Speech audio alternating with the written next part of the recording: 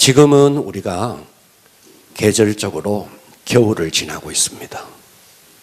여러분은 겨울에 대해서 감사해 보셨습니까?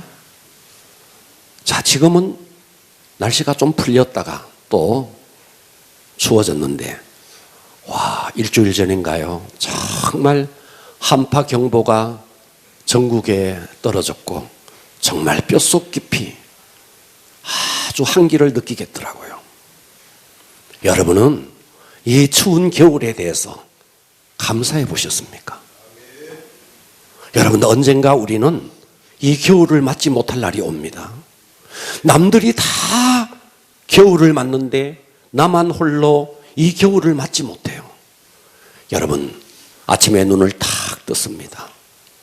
새날을 주신 하나님께 감사해 보셨습니까? 우리는 날마다 눈을 뜨니까 또 하루가 이렇게 나에게 주어졌구나. 오늘 내가 사니까 내일 또 내가 살겠구나. 우리는 이렇게 생각해요. 그런데 전혀 그렇지 않을 수도 있는데 말입니다. 남들이 다 맞이하는 하루를, 남들이 다 맞이하는 한 해를, 남들이 다 맞는 이 계절을 나만 홀로 맞지 못하는 날이 옵니다. 아멘. 반드시 옵니다. 아멘.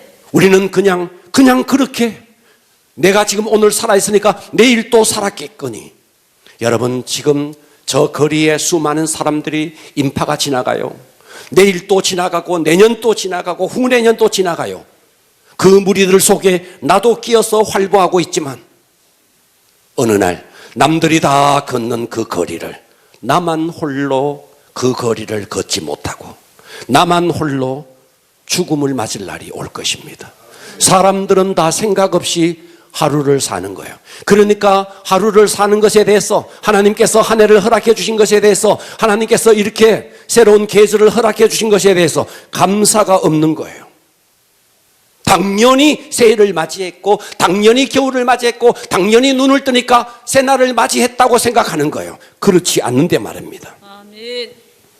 여러분, 남들이 다 맞는 이 새해를, 아마도 작년에 이 새해를 맞고 싶었지만 맞지 못하고 이 세상을 떠난 사람이 있었습니다.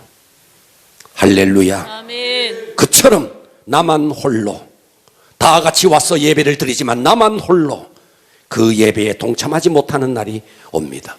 그러니까 하루하루가 얼마나 소중한 날이에요. 아멘. 한 달이 얼마나 소중한 달이에요. 아멘. 이렇게 새로운 한 해를 주셨다는 것이 얼마나 소중한 거예요. 아멘. 우리는 의식 없이 사니까 그냥 마구 살아가는 거예요. 여러분, 컴퓨터에 보면 앞에 키보드가 있습니다. 이 키보드에 많은 자판들이 있어요. 기역, 니은, 디귿, 이글, 아야, 어요. 자, 자음과 모음이 있습니다. 그런데 여러분, 이 사실을 아세요? 자, 이 자판의 오른쪽에, 이 자판의 가장 오른쪽에 가장 하단에 물음표가 있습니다. 그리고 이 자판의 가장 오른쪽에 위쪽에 느낌표가 있습니다. 그리고 이 물음표와 느낌표 사이에 기역, 니은, 디귿, 리을, 아야, 어요, 자음과 모음이 섞여서 단어가 되고 문장이 되고 뜻이 되고 우리는 그것을 사람들에게 전합니다. 자, 그래서 이 자판만 보더라도 물음표에서 시작해서 기역, 니은, 디귿, 리을, 아야, 어요, 그리고 마지막에 상단에 느낌표가 있습니다. 자판도 물음표로 시작해서 느낌표로 끝나요. 여러분, 하루에 여명이 탁 떠오릅니다. 오늘 하루를 어떻게 살 것인가라는 물음표예요. 그리고 노을이 집니다. 노을을 지면서 하루를 돌아봅니다. 오늘 내가 어떻게 살았는지에 대한 느낌표예요. 한 해가 시작됩니다. 이 새해 벽두에 우리는 모두가 다 물음표 앞에 서 있습니다. 이 한 해를 다 보내고 이제 또다시 12월 31일을 맞이했을 때 그때 내가 산 한 해가 어떤 한 해였는지, 과연 그때 정말 내가 느낌표를 찍을 수 있을지, 아니면 또다시 의문부호 물음표를 찍을 수 있을지, 그것은 내가 어떻게 살았느냐에 달려 있습니다. 아멘. 이 한 해를 어떻게 살 것이냐. 오늘 저는 설교의 제목을 이렇게 잡았습니다. 물음표 인생에서 느낌표 인생으로, 의문부호 물음표에서 어떻게 내가 정말 감동적인 한 해를 보내고 느낌표로 찍을 수 있을 것인가, 은혜 받기를 바랍니다. 아멘. 자, 그래서 첫 번째 바울의 물음표 인생을 한번 살펴보려고 합니다. 자, 이 사도 바울이 정말 의문부호를 앞에 달고, 어떻게 하면 성공할 수 있을까? 어떻게 하면 내가 권력을 얻을 수 있고, 어떻게 하면 명예를 얻을 수 있을까? 이마에 의문부호 물음표를 달고 그렇게 뛰어다녔습니다. 적어도 이 사도 바울이 회심하기 전에, 예수를 제대로 믿기 전에는 이맛박에 의문부호를 찍고, 그리고 어디에 내가 성공을 위해서 달려갈 수 있나, 그것을 위해서 달려갔습니다. 그렇게 살았던 바울은 오늘 본문에 이렇게 말해요. 빌립보서 3장 4절에 그러나 과거에 내가 그랬다는 거예요. 나도 육체를 신뢰할 만했다는 거예요. 자기가, 이 바울이 얼마나 사람들이 가졌던 명예, 권력, 학문, 학벌, 가문 모든 것을 다 가졌던 자였어요.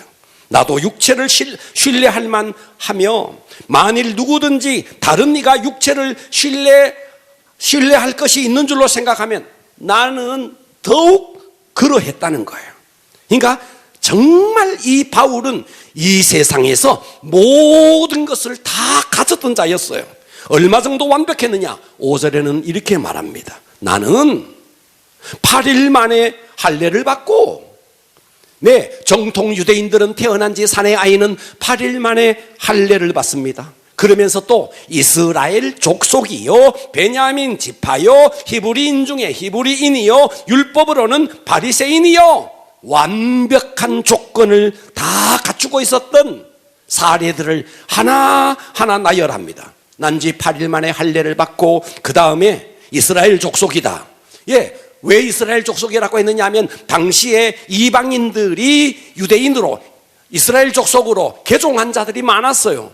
그런데 이 바울은 어떤 사람이냐? 아브라함의 족속으로, 야곱의 후손으로 선택받았던 아브라함의 이스라엘의 정통 가문 출신이다. 그러니까 다른 사람은 이방인이었다가 개종했지만 나는 아니다. 처음부터 아브라함의 족속이다. 이스라엘 족속이다. 베냐민 지파다. 베냐민이 누굽니까? 자, 아브라함의 아들 이삭, 이삭의 아들 야곱, 야곱이 가장 사랑했던 여인 라헬.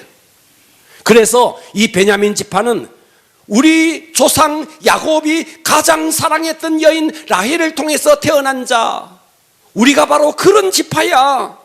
그리고 이스라엘의 초대 왕이었던 사울을 배출했던 지파. 나중에 분열왕국이 됩니다. 분열왕국이 될 때 다른 10지파가 다 다윗 왕국을 반대할 때 이 베냐민 지파만 유다 지파와 함께 남아서 끝까지 배신하지 않고 다윗 왕국을 이루었던, 그래서 이 베냐민 지파는 굉장한 자부심이 있었습니다. 그런 지파에 대한 자부심, 히브리인 중에 히브리인. 여기서 왜 히브리인 중에 히브리인이라 그랬느냐 하면, 아버지가 헬라인이거나 어머니가 히브리인이면 이 사람은 헬라파 유대인이라 그랬어요. 그런데 아버지도 유대인, 어머니도 유대인, 이런 사람은 유대인 중에 유대인이라 그랬어요. 그런데 사울은 그런 자였다는 거예요. 그러면서 또 뭐라 그래? 율법으로는 바리새인이다. 율법학자 가말리엘 문화생으로서 지금으로 말하면 하버드대 출신이에요. 이 가운데 하버드대 출신이 있습니까? 하버드대 출신이라는 거예요. 지금으로 말하면 최고의 지파, 최고의 가문, 최고의 학벌. 그러면서 6절에 이렇게 말하네요. 열심으로는 교회를 박해하고, 율법의 의로 흠이 없던 자다. 도덕적으로 나는 흠잡을 데가 없는 자다. 그러면서 바울은 그것만이 아니에요. 산헤드린 공회의 의원이었습니다.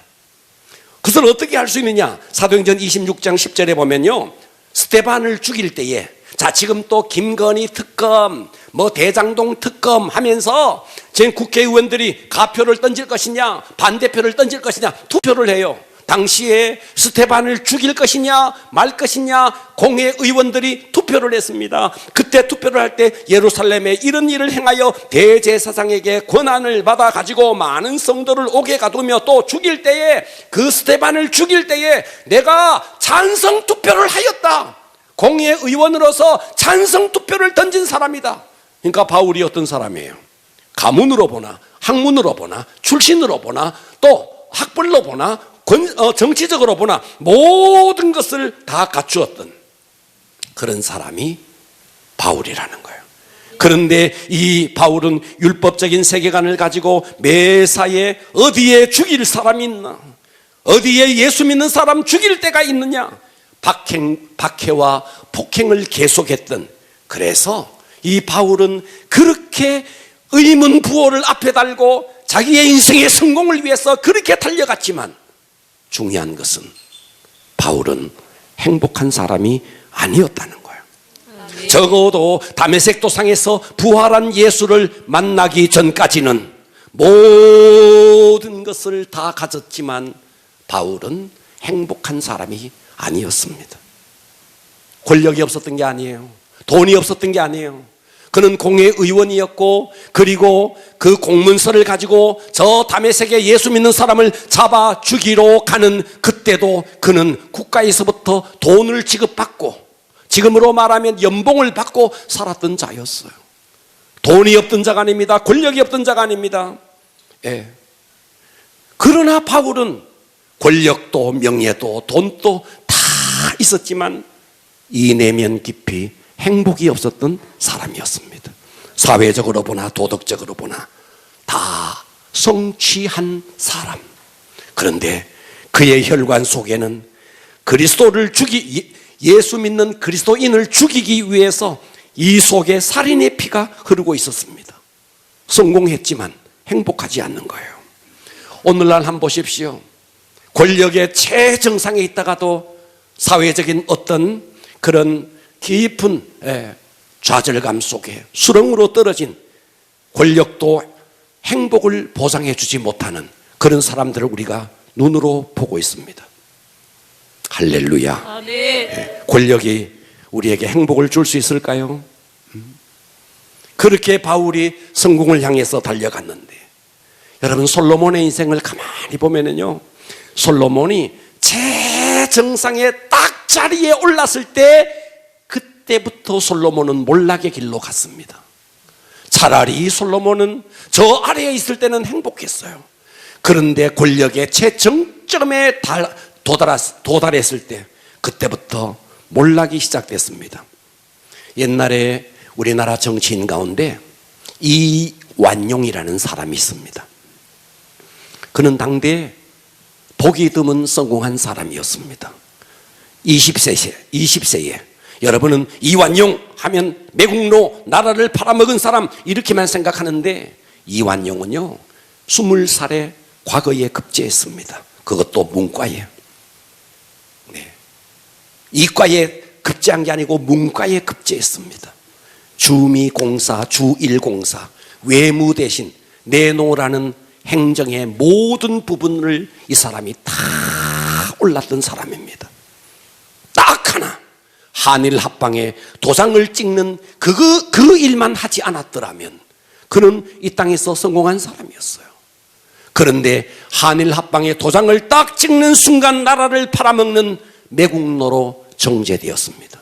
성공했지만 행복하지 않았습니다. 여러분, 우리들 가운데 교회를 열심히 다니지만 직분을 가지고 봉사를 하고 아무리 여러분들이 그렇게 해도 여러분의 중심 속에 내가 있으면 여러분은 행복하지 않습니다. 아멘. 이 사실을 명심하셔야 됩니다. 아멘. 세상에 어떤 성취를 이루었다 할지라도, 어떤 취미와 어떤 무엇을 향해서 달려간다 할지라도 여러분의 인생에 예수님이 여러분의 마음의 보좌에 주인으로 앉아있지 않으면 내가 이 땅에서 모든 것을 얻어도 여러분 스스로 압니다. 내면이 행복하지 않다는 것을. 아멘. 할렐루야. 근데 바울은 그렇게 잘못된 인생을 살아가면서도 자신이 잘못된 인생을 살고 있다는 사실을 깨닫지 못한 거예요. 우리들 가운데도 그럴 수 있습니다. 내가 이렇게 사는 것이 내 기준에서 보니까 옳은 것이야. 하나님이 볼 때는 전혀 아닌데 자기의 확신을 따라서 열심히 사는 것이, 의문부호를 달고 열심히 사는 것이 내 나름대로 그것이 잘 사는 것이라고 생각할 수 있을지 모르겠지만 하나님이 보실 때 맞아야 맞는 거예요. 아멘. 오늘 이 새벽두에 바울의 물음표 인생을 우리가 돌아보면서 어떻게 살아야 할 것인가. 여러분이 교회를 다녀도 십자가가 정말 믿어지지 않는다. 교회를 다니지만 여전히 내 인생의 목표를 향해서 달려간다. 교회를 다니지만 내가 이룩한 어떤 성취를 위해서 달려간다. 그것은 아직도 여러분은 의문부호를 달고 달려가는 물음표 인생이라는 것입니다. 아멘. 할렐루야. 아멘. 자, 두 번째 바울의 느낌표 인생을 한번 살펴보겠습니다. 바울은 그러면 어떻게 의문부호인 물음표를 달고 자기의 성공을 위해서 달려갔던 그가 느낌표 인생을 시작할 수 있었는가? 사도행전 9장 3절은 이렇게 말합니다. 사울이, 자, 이 사울이 바울이 돼요. 이 사울이 길을 가다가 우리가 너무나 잘 알고 있는 이 사건입니다. 다메섹에 가까이 이르러, 이때 왜 바울이 다메섹으로 갔는데 예수 믿는 사람이 다메섹에 많이 모여 있다더라. 공문서를 가지고 거기에 예수 믿는 사람을 잡아 죽이기 위해서 가고 있었던 겁니다. 그런데 호련히 하늘로부터 빛이 그를, 바울을 둘러 비추는지라 땅에 엎드려져 들으며 소리가 있어 이르되 사울아 사울아 네가 어찌하여 나를 박해하느냐 하시거늘. 잊지 마십시오. 내가 예수 믿는 사람을 박해하는 것이 그리스도를 박해하는 거라는 사실을 잊지 마셔야 됩니다. 아멘. 바울은 그리스도를 박해한 적이 없어요. 예수 믿는 사람을 박해했지. 근데 예수님은 나타나셔서 그러는 거예요. 왜 네가 나를 박해하느냐? 대답하되 주여 누구시니까? 이르시되 나는 네가 박해하는 예수라. 너는 일어나 시내로 들어가라. 네가 행할 것을 내게 이를 자가 있느니라. 할렐루야. 아멘. 사울은, 이 바울은 옳은 길을 가고 있다고 착각하고 있었기 때문에 하나님께서는 그의 내면의 생각을 교정할 필요가 있어서 극적으로 부활한 예수님께서 환상 가운데 이 사울에게 나타나셨던 것입니다. 아멘. 물론 우리가 다 같이 사울처럼 이렇게 예수님을 극적으로 만나지 못할 수는 있어요. 사람마다 개인의 차이는 있으니까. 하나님께서는 이 사울의 인생을 교정할 필요가 있었습니다. 여러분, 우리가 예수를 제대로 믿는 일에 가장 방해되는 것이 무엇인지 아십니까? 여러분을 방해하는 남편, 여러분 교회 못 가게 하는 여러분의 자녀, 때로는 여러분의 부모가 아닙니다. 여러분의 신앙을 가장 어렵게 하는 사람은 나 밖에 있는 외부의 환경이 아닙니다. 아멘. 나에게 있습니다. 아멘. 사실은 내 신앙을 방해하는 자가 다른 데 있는 게 아니에요. 나 자신이에요. 아멘. 자아가 강한 사람일수록 자기 고집을 꺾기가 너무 어렵고 신앙 안에 예수님 앞에 굴복하기가 너무 어려운 거예요. 우리는 거울 앞에 서야 내 얼굴에 무엇이 묻었는지 알 수 있습니다. 그래서 우리가 성경 앞에 정말 진실하게 말씀 앞에 서볼 때만이 나의 영혼의 본 모습을 볼 수 있습니다. 아멘. 바울은 지금 주님 앞에 딱 서면서 드디어 내가 어떤 자였는지를 깨닫게 된 것입니다. 그래서 나는 흠이 없는 자다. 나는 히브리인 중에 히브리인이다. 나는 베냐민 지파다. 나는 모든 것을 가진 자다 라고 고백했던 그 바울이 부활한 예수님 앞에 딱 서는 순간 그는 이렇게 고백합니다. 자, 디모데전서 1장 13절에 보니까 내가 전에는 비방자요, 박해자요, 폭행자였으나 과거에 바울은 정말 그랬어요. 그런데 지금은 어떤데? 도리어 긍휼을 입은 것은 내가 믿지 아니할 때 알지 못하고 행하였습니다. 전에는 율법으로는 흠이 없는 자라고 말했어요.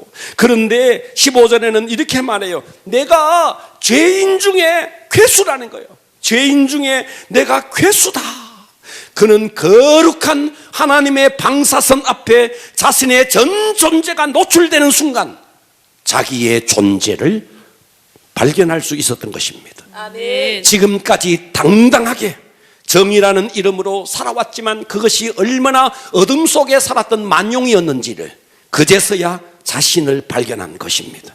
자기의 정의로운 행동이 자기를 살리는 것이 아니라 그 정의롭다고 생각했던 행동이 자기의 영혼을 파멸로 끌고 가고 있다는 사실을 예수님의 그 방사선 앞에 딱 서고 나서야 그제서야 그는 깨닫게 된 것입니다. 아멘. 바울은 부활한 예수를 만나고 지금까지 내가 살아왔던 그 모든 삶이 이것이 난파선이었구나.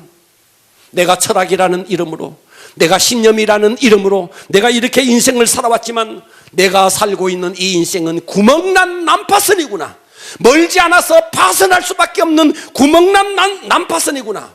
그 순간 그 부활하신 주님 앞에 섰을 때 자기 속에 있었던 견고한 자아가 깨지기 시작했습니다. 아멘. 그리고 고백하는 바울의 고백, 오늘의 본문입니다. 빌립보서 3장 7절. 그러나, 그래서 이 본문이 이렇게 시작되는 것입니다.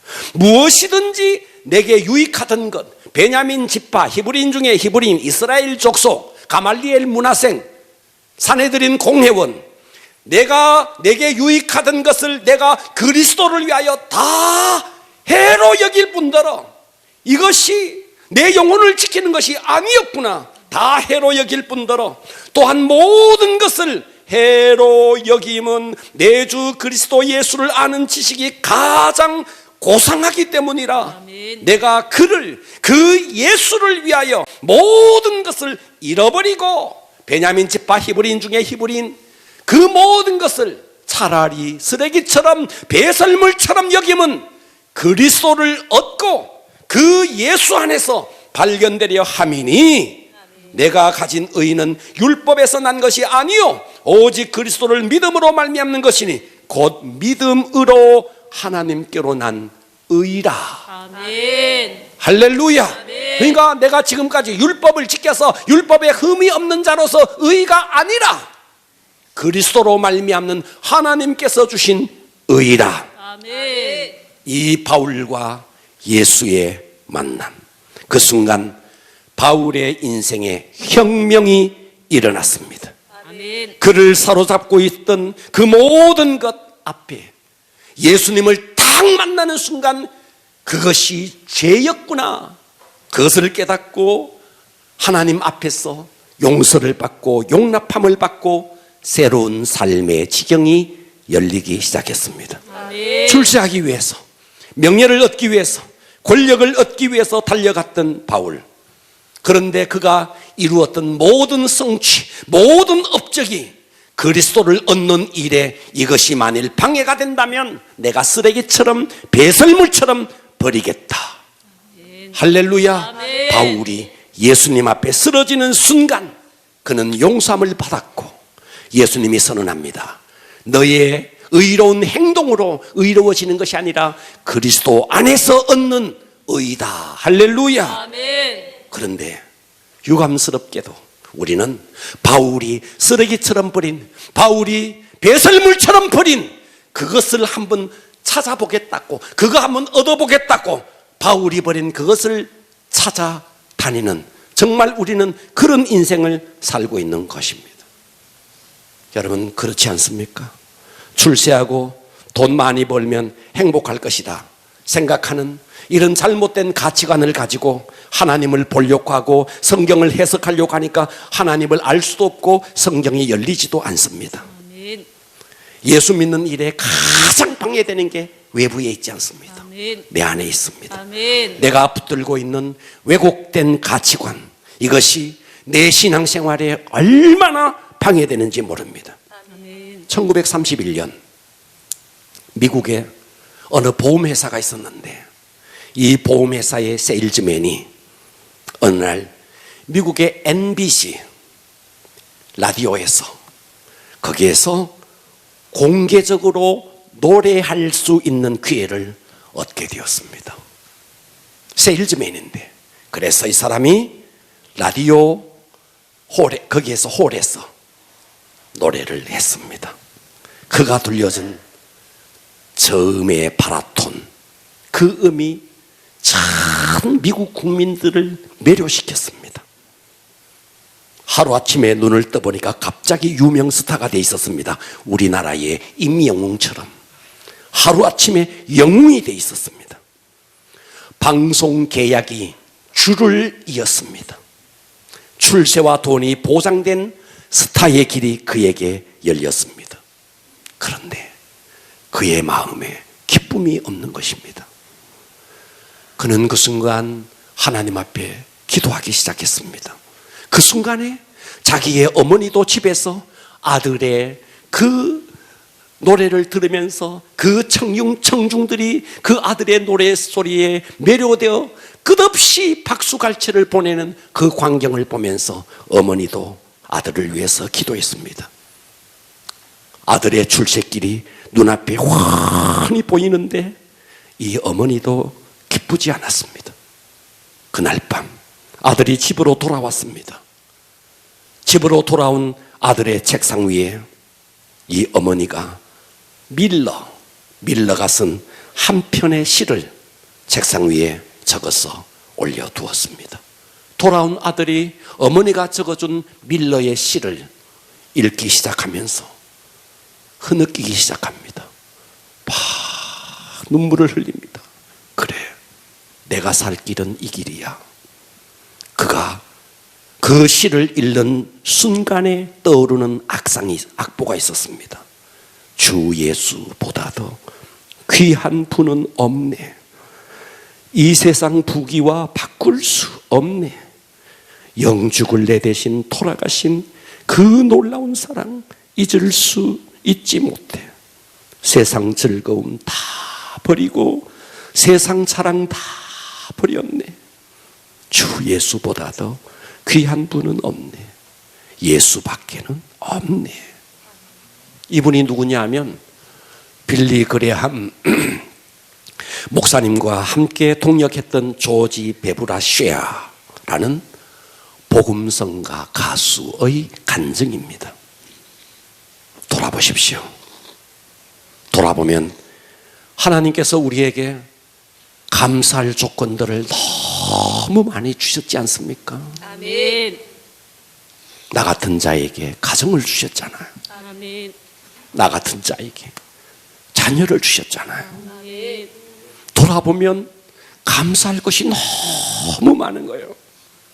이 살기 좋은 대한민국, 여러분 어느 나라를 가도 저도 외국에 갈 때마다 깨닫는 것, 대한민국 정말 좋은 나라다. 치안이 보장된 나라. 직업을 주셨고 사업을 주셨고. 그런데 이 정도의 감사는 불신자들도 할 수 있는 감사예요.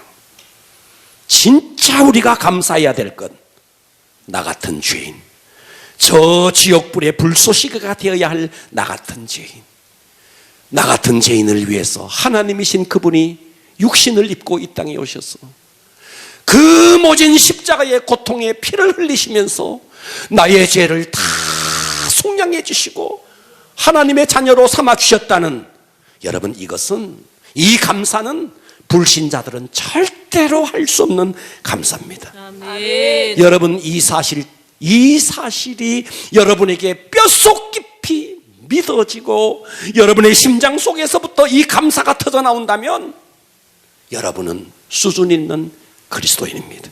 아멘. 우리가 가지는 이 황홀한 행복, 이것은 예수 때문입니다. 아멘. 이것이 바울의 느낌표 인생. 그동안 바울은 이마에 물음표, 의문부호, 물음표 달고 어디에 성공할 수 있나 다녔던 그가 다메섹 도상에서 부활한 예수를 만나고 그 모든 것을 배설물처럼 버리고 이제는 정말 하나님께서, 예수께서 나에게 주신 그 부활의 표대를 향해서 살아가겠다. 이것이 바울의 느낌표 인생입니다. 아멘. 오늘 이 새벽두에 이것을 결단하는 시간이 되었으면 좋겠습니다. 아멘. 할렐루야. 세 번째입니다. 물음표 인생에서 느낌표 인생을. 그러면 어떻게 우리가 물음표, 의문부호 물음표에서 감동이 있는 느낌표 인생이 될 수 있을까? 세 번째는요, 여러분의 인생의 주인을 바꾸셔야 합니다. 아멘. 이것이 바뀌어지지 않으면 여러분은 이 세상에서 모든 것을 가져도 가진 것이 아닙니다. 아멘. 여러분은 이 세상에서 모든 것을 누려도 누리는 것이 아닙니다. 아멘. 그러나 그 예수님이 여러분의 인생의 주인이 되면 비록 내가 가지지 못해도 모든 것을 가지는 것이 됩니다. 아멘. 갈라디아 2장 20절은 이렇게 말합니다. 내가 그리스도와 함께 십자가에 못 박혔나니 그런즉 이제는 내가 사는 것이 아니요. 할렐루야. 아멘. 오직 내 안에 그리스도께서 내 마음의 왕자에, 내 마음의 보좌에 이제 내가 사는 것이 아니요, 내 안에 그리스도께서 사는 것이라. 아멘. 인생의 주인이 바뀌었다는 거예요. 아멘.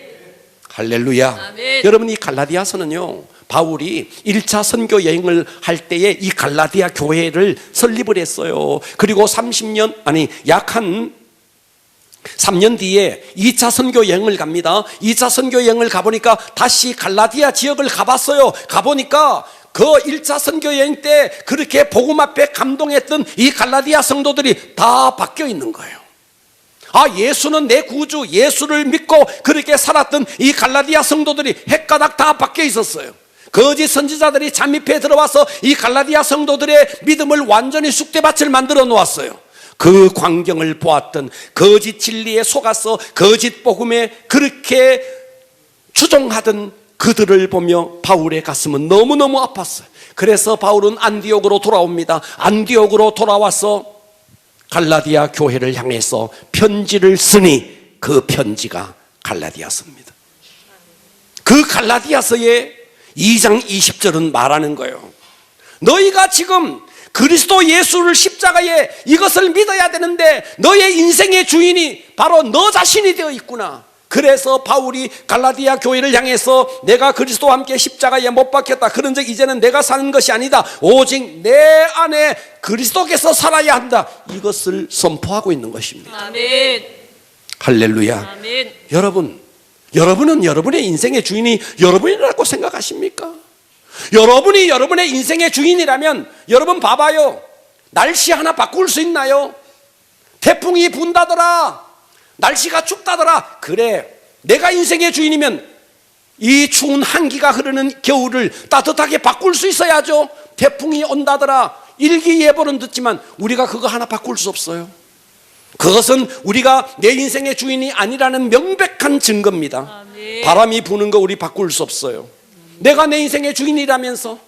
여러분, 이 땅에 많은 동물들이 있는데 여러분, 저 송아지 같은 거는요, 태어나자마자 몇 시간이면요 마당을 뛰어다녀요. 그런데 아이는 태어나면요 1년 동안 엄마가 먹여주고 입혀주지 않으면 아무것도 못해요. 이 땅에서 가장 성장이 느린 게 인간이에요. 그러면서 내가 내 인생의 주인이래요. 정신을 차리셔야 됩니다. 아멘. 우리는 내 인생의 주인이 내가 아닙니다. 아멘. 내 인생의 주인은 내 밖에 있습니다. 아멘. 그분은 이 땅을 창조하신 분이십니다. 아멘. 그분을 내 인생의 왕자의 주님으로 모셔라 이 말이에요. 아멘. 그런 인생이 의문부호를 달고 다녔던 바울이 느낌표 인생 되었듯이 우리가 그렇게 될 수 있다는 것입니다. 아멘. 여러분, 역사의 표면의 무대에는 사람들이 활보하면서 다닙니다. 그러나 그 역사의 배후에 누가 있는데요? 역사의 무대 위에는 사람들이 왔다 갔다 해요. 여러분, 무대 위에는 배우가 왔다 갔다 해요. 그러나 그 배우에게 대사를 주고 그 배우에게 어떤 연기를 해달라고 모든 것을 주문하는 사람은 무대 밖에 있습니다. 여러분, 이 역사의 무대에 사람들이 활보하지만 사람이 주인공이 아닙니다. 역사의 배우에 하나님이 계시니 그분이 역사의 주인이십니다. 아멘. 할렐루야. 아멘. 참새 한 마리가 땅에 떨어진 것 우연이 아니고 우리 인간은 내 머리털이 몇 개인지 셀 수도 없는 것이 우리 인간. 그러면서도 머리털 하나도 셀 수 없는 것이 자기가 주인이래요. 여러분, 내 몸뚱아리도 내가 주인이 아닙니다. 동의하셔야 됩니다. 아멘. 할렐루야. 그래서 로마서 11장 36절은 이렇게 말했어요. 이는 만물이 다 주에게서 나오고, 아멘, 아멘. 주에게로 말미암고, 그렇습니다. 이 역사가 주님으로부터 나왔고, 이 역사가 주님으로 말미암아 모든 것이 진행되고, 그리고 주에게로 돌아감이라. 아멘. 그래서 역사가 뭐예요? 영어로 히스토리 그래. 히스토리. 히스, 그의, he, his, him, 그의 히스, 스토리, 그의 스토리. 다시 말해서 스토리, 역사는 뭔데요? 하나님의 이야기라는 거예요. 아멘. 그분의 이야기라는 거예요. 아멘. 그분이 역사를 창조하시고 그분이 역사의 주인이십니다. 아멘. 바울은 자기의 종교적인 판단에 의해서 그리스도를 박해하면서 의문 부호를 달고 어떻게 성공을 위해서 달려가나 했지만 그가 다메섹 도상에서 예수를 딱 만났습니다. 할렐루야. 아멘. 그리고 이제는 내가 사는 것이 아니다. 내 안에 그리스도께서 사는 것이다. 아멘. 나 중심의 인생에서, 내 성공을 위해서 달려가던 인생에서 이 바울의 인생이 바뀌어졌습니다. 아멘. 내 인생의 주인은 내가 아니야. 내 인생의 왕자에 내가 내려앉고 그 자리에 예수를 모시니, 그분을 주인으로 모시니, 이때부터 바울의 인생이 느낌표 인생이 될 수 있었습니다. 아멘. 네 번째입니다. 물음표 인생에서 느낌표 인생으로. 네 번째는 우리의 인생의 목적이 바뀌어져야 됩니다. 아멘. 아멘. 아멘. 자, 20절 하반절을 한번 보겠습니다. 이제 내가, 바울이에요, 내가 육체 가운데 사는 것은, 내가 이제 왜 사는데, 과거에는 성공을 위해서 신념을 가지고 내 성공을 위해서 달려갔던 그가 이제 내가 육체 가운데 사는 것은 내 성공을 위해서, 내 성취를 위해서가 아니라 나를 사랑하사 나를 위하여 자기 자신을 버리신 하나님의 아들을 믿는 믿음 안에서 사는 것이라. 아멘. 할렐루야. 아멘. 하나님의 아들을 믿는 믿음, 그러니까 예수님을 마음의 보좌의 주인으로 딱 모시고 이제부터는 내 성공, 내 권력을 위해서 사는 것이 아니라 그분을 믿는 믿음 안에서 영원을 위해서 천국을 침노하는 자로 살겠다는 것이 바울의 고백이에요. 아멘. 여러분, 우리 인간은, 육체는 흙에서 왔습니다. 동의합시다. 아멘. 흙으로 돌아갑니다. 아멘. 우리의 영혼은 하늘로부터 왔습니다. 아멘. 그래서 우리의 영혼은 하나님께로 돌아갑니다. 아멘. 할렐루야. 아멘. 할렐루야. 아멘. 그런데 우리는 이 땅에서 그저 육체를 위해서 무엇을 먹을까 이렇게 살아가는 겁니다. 여러분, 육체는 흙에서 와서, 여러분, 육체가 다가 아닙니다. 사람들은 그렇게 말해요. 저 거리에 자동차가 막 간다고. 여러분, 자동차가 가는 게 아니에요. 자동차 안에는 운전수가 있어요. 운전수 없이 자동차가 간다고요. 내 육체가 여기에 왔으니 여러분의 육체가 왔다고요. 본존재가 있는 거예요. 그 본존재는 영혼인 것입니다. 그 영혼은 하늘로부터 왔습니다. 아멘. 할렐루야. 아멘. 그렇기 때문에 우리가 육체와 영혼, 그러므로 이제 남은 생애를 어떻게 살아야 할 것인가, 육체를 위해서 무엇을 먹을까, 무엇을 마실까, 입을까, 우리는 오직 거기에 함몰되어 있는 이 인생이 이제 더 이상 그렇게 살지 않고 내 영혼의 때를 위해서 살아야겠구나. 아멘. 아멘. 아멘. 예. 육체를 위해서는 총각을 다투면서 그렇게 살아가면서 내 영혼을 위해서는 여러분들이 과연 여러분의 인생을 할애하고 있습니까?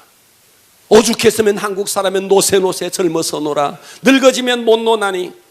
화무는 11홍이요 달도 차면 기운다. 화무, 여러분, 꽃도 피었다가 열흘을 넘기는 꽃이 없다는 거예요. 그러니까 이 젊을 때에 좀 놀아보자. 사람들은 얼마나 돈 중심으로, 쾌락 중심으로 살아갑니까? 어쩌면 돈을 위해서 태어나서 돈 위해서 살다가 돈을 벌다가 죽는 것처럼 그렇게 살아갑니다. 이 세상 참 돈은 매력이 있어요. 예. 돈이 있으면 뭐 안 되는 것도 다 되더라고요. 보니까 돈만 밀어 넣으니까 되더라고요. 그만큼 돈은 매력 있는 거 사실입니다. 그래서 사람들이 무식하든 유식하든 돈 좀 벌자, 개처럼 벌자 막 그렇게 마누래요. 예. 정말 보니까 어떤 남자는 보니까 정말 저 땅을 갖고 있던 사람이 거기에 막 신도시가 들어서면서 갑자기 땅값이 오르자 사람이 막 바뀌어져 버리더라고요. 돈이 막 사람을 바꿔버리더라고요. 수더분한 아줌마가 어느 날 갑자기 돈이 딱 생기니까 막 여기도 달고 저기도 달고 막 귀부인으로 둔갑하더라고요. 그만큼 돈은 사람의 때가를 바꿔놓습니다. 그러나 그것은 이 땅이 다예요. 아멘. 여기서만이 사실 조금 가능한 거예요. 분명한 것은 이런 물질로는 내 영혼의 빈 공간을 채울 수 없다는 것입니다. 아멘. 사람들은 지식을 위해서, 명예를 위해서, 성공을 위해서, 쾌락을 위해서 그렇게 살다가 결국 백발에 주름살만 앙상한 몰골을 남겨놓고 그리고 사늘한 시신이 되어서 한 줌의 흙으로 돌아가는 것이 인생입니다. 그런데 바울은 다메섹 도상에서 그것을 깨달았던 것입니다. 이제는 내 인생의 주인은 내가 아니야. 이제는 내가 내 성공을 위해서 살아갈 자가 아니구나. 내 인생의 주인은 예수시고 이제 남은 생에는 그 예수를 믿는 믿음 안에서 사는 것이라. 아멘. 할렐루야. 아멘. 여러분, 노아의 때 모든 사람들이 먹고 마시고 장가들고 시집가면서 육신의 산만을 위해서 함몰되어 살아갔던 그들 한가운데 노아와 그의 가족들은 다르게 살기로 작정했습니다. 나는 홍수가 올 건데 방주를 지으리라. 방주를 예비했던 자들. 소돔과 고모라 성에 부패와 부도덕의 밤이 깊어갈 때 그때도 다르게 살기로 작정한 롯과 아브라함이 있었습니다. 소돔 성에 유황불이 떨어질 때 그래도 그것에 대해서 미련을 버리지 못하고 뒤를 돌아보았던 롯의 아내는 소금 기둥이 되고 말았습니다. 여러분, 아침부터 저녁까지 왜 그렇게 열심히 뛰십니까? 그 열심히 뛰는 것이 과연 여러분은 여러분의 영혼을 위해서 얼마나 시간을 배려하고 여러분의 에너지를 배려하십니까? 2024년 이 새해 벽두에 우리 모두가 이 한 해의 끝지점에 정말 이 한 해 정말 감동적인 한 해였다라고 여러분의 인생을 돌아보기 위해서 이 새해 벽두에 우리 한번 결단하셔야 됩니다. 아멘. 영원히 멀리 느껴진다고요? 아니요. 눈만 감으면 영원이에요. 여러분은 어젯밤에도 영원 속에 들어갔다가 왔어요. 눈을 깜빡 감았는데 7시간, 8시간이 지나 있었습니다. 그게 영원이에요. 영원히 멀리 느껴진다고요? 그렇지 않습니다. 시대는 어둡고 인생들은 방황합니다. 이 역사의 어둠 속에 우리가 정말 주님 앞에서 새로운 한 해를 주신 것에 대해서 감사하고 이 새해 벽두에 이 물음표 인생의 첫 시작, 그러기 위해서 내 인생의 왕자의 예수 그리스도를 모셔드리고 그 예수 그리스도를 믿는 믿음 안에서 살아갈 때 여러분 모두 느낌표 인생이 될 것입니다. 아멘. 2024년 승리하는 한 해가 되기를 주님의 이름으로 축원합니다. 아멘. 기도합니다.